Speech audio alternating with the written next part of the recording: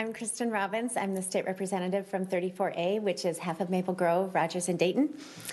And I just wanted to come in today and talk about a bill that I've introduced in the House and that Senator Benson will be introducing in the Senate today. In the House, it's House File 2713. And it's a bill that's just very simple, common sense to protect women. And it would require that women give their consent before a pelvic exam can be performed while they are anesthetized. And this issue was unknown to me until a couple weekends ago. A friend of mine contacted me, and she told me about this practice and sent me a couple articles, and I was like, are you kidding me? I'm a mom, I'm a woman, obviously I have 3 daughters, and I thought, I can't believe that this would happen to women without their consent. When you're conscious and you're in an exam room, and there's a student there, you always have to give consent for the student to even be present, let alone to participate in an exam. And so the fact that a woman is having this performed on her without her consent while she is anesthetized just seemed like an ethical problem. And a lot of states have already dealt with it. There are 7 states that have passed similar laws to ours, including Utah just, I believe, last week, or maybe it was last month. And 2 other states besides Minnesota are currently considering it in this legislative session. Connecticut and Maryland are both considering it this year. So it's definitely something that I think is, as people find out about it, it's sort of common sense to think, yes, a woman should give consent before this is occurring. So we hope to still maybe see action this year. I'm not sure what the Senate can do on that front.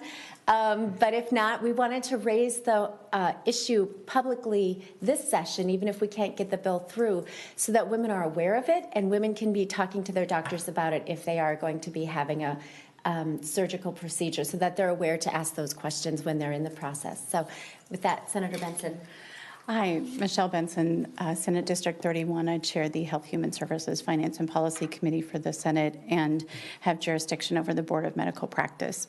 And when Representative Robbins sent me this language, I felt sick because I couldn't believe that this could actually happen, that a woman could undergo a pelvic examination while she was unconscious without her consent. And so before I dropped the bill, we checked with the University of Minnesota. This is not part of their standard teaching practice. I want to be clear. Everyone I've spoken to says that this is not standard practice in Minnesota. And so want to join Representative Robbins in saying make sure that women are self-advocates. We are after deadline. It is unlikely this language will move this year, but we can hear it next year and make it clear that in Minnesota, as you're training medical students, as you are going through your practice, that it is unacceptable that a woman would be given an exam while she was unconscious without her fully informed consent. So, and we're ready for questions. The Forbes article also mentioned that some of these exams also occur on men, like a rectal exam or something like that. Would you, Bill, address just any invasive exam happening to an unconscious person, or is it specifically for women? The language as drafted addresses specifically women. It is not unforeseeable that we could amend to any invasive exam. Frankly, anything that happens while you're under anesthesia, while you're unconscious, should have been discussed with you prior to anesthetization, or if you didn't have that opportunity, that a legal representative acting on your behalf would give permission for the procedure. That is standard medical practice. And it would be my expectation that that's how doctors would behave as they were doing exams. As you talk to folks in the medical community, are you hearing about instances of this here, or have you heard about this from patients in Minnesota, or is it more a national issue?